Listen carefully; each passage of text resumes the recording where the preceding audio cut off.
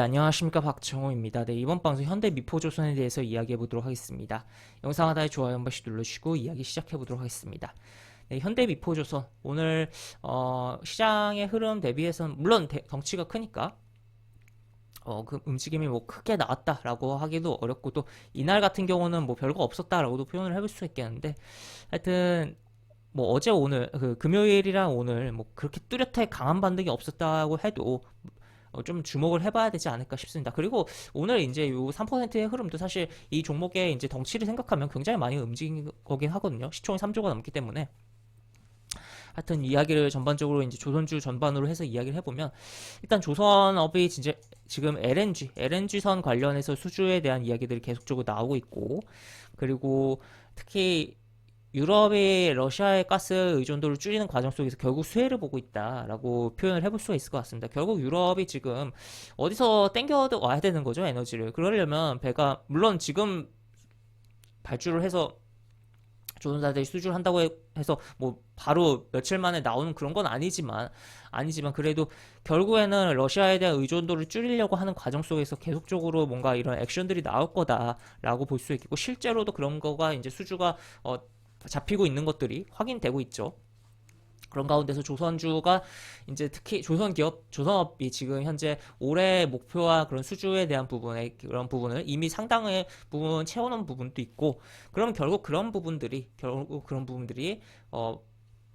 진행 기준에 따라서 결국 실적의 매출에 잡히고, 그 다음에 또 영업이익으로 변환될 것이다 라고도 볼 수가 있겠습니다. 그래서 업황이 좋다라는 것을 체크를 해볼 수가 있겠고, 다만 한 가지 단점은 결국에는 뭐 땅 파서 만들 수는 없는 거잖아요. 그렇기 때문에 원자재가 들어가는데 이 원자재 값이 그런 부담이 있다. 그래서 마진을 적게 가져갈 위험이 있는 거 아니냐, 아니면 적자를 내는 거 아니냐, 그런 위험 부담은 분명히 있지만 그런 원자재에 대한 부분이 지금 조금 꺾인 부분이 있죠. 꺾이다 보니까 그런 부분에 있어서는 조금 우려를 덜어내도 되지 않을까. 그리고 지금 그 철강업계와 지금 협상이 들어가는 게 이제 후판 가격에 대한 협상이 들어간 부분인데, 지금 동결적으로 좀 무게가 기우는 그러한 흐름도 보이고 있어서 뭐 이미 뭐 며칠 지난주부터 동결에 대해서도 이야기 많이 나오고 하기도 했지만, 아직 뭐 협상 중이지만 그런 부분이 이제 실제로 동결로 된다면 좀 더 그것만으로도 또 호재가 되지 않을까라고도 볼 수 있겠습니다. 그리고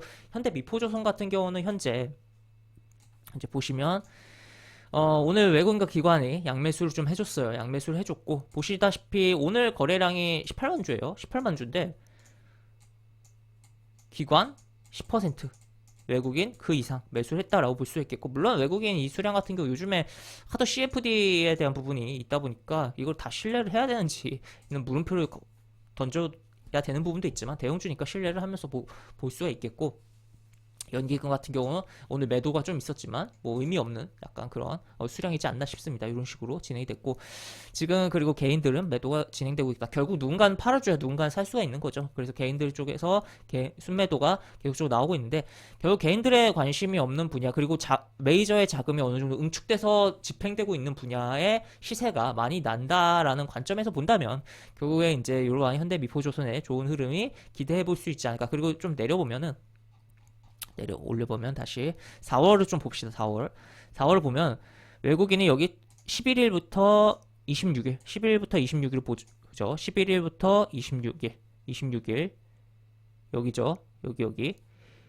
여기부터 여기까지 계속 샀습니다. 계속 샀는데 뭐 대충 평단 여기라고 해도 지금 뭐 얼마나 수익일까요? 그리고 최근에 매수가 들어온 것도 있죠. 그리고 한번 이런 식으로 샀다가 이렇게 좀 약간 방치도 하고 매도도 조금씩 하면서 약간 횡보를 주고서 또 들어오고 다시 들어 올리는 그런 흐름에 대해서 생각을 해볼 수가 있겠고, 이런 식으로 외국인들이 연속적으로 들어오다가 면서 이제 주가가 크게 안 갔던 가운데서 크게 간 흐름이 나왔던 게, 지난번에 이제 SK텔레콤, 워낙 SK텔레콤은 외국인들이 잘 거래를 많이 하는 부분이긴 한데, 작년에 지금 이 구간에서 이제 외국인이 강하게 들어오고, 그 다음에 이런 데서도 외국인이 사긴 했는데 계속 뭐 특별하게 주가가 움직이지 않았죠. 거의 횡보하고 그 다음에 쫙 올라가는 그런 흐름을 보여줬다라는 거죠.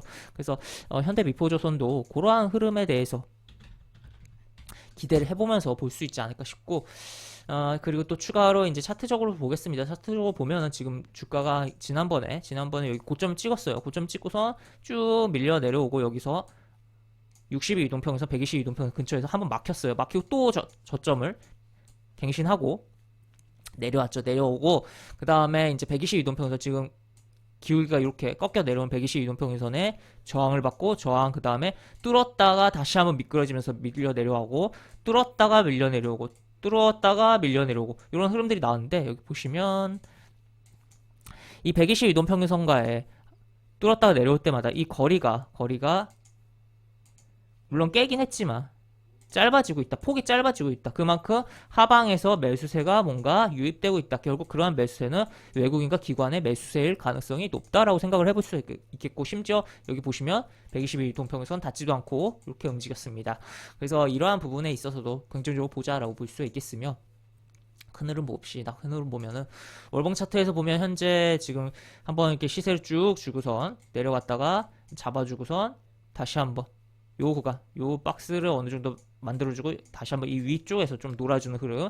그 다음에 이렇게 어떻게 보면 N자로 나갈 수가 있는. 물론 이렇게 쌍봉이 될 수도 있어요. 하지만 현재 거래량 감소라든지 현재 조선 업황이라든지 여러 가지 봤을 때 결국에 이렇게 가는 거 아니냐라고 생각을 좀 해볼 수 있지 않을까 싶고 이런 코스피에서 이런 조선주의 흐름을 좀 주목을 해보면 어떨까라고 생각이 되는 전반적인 부분이고 그 중심에 현대 미포조선이 있다라고도 볼 수 있겠습니다. 그리고 연봉에서 보면은 과거에 조선주 굉장히 강했죠. 굉장히 강했고 흐름들이 나왔었는데 정말 대시세를 보여줬던 종목은 업종은 굉장히 오랜 기간 안 좋을 가능성이 높아요. 실제로도 그랬죠. 물론 여기 중간중간 반등도 크긴 했지만 개혁적으로 음봉 이런 식으로 크게 떨어지고 연봉 차트예요 이거.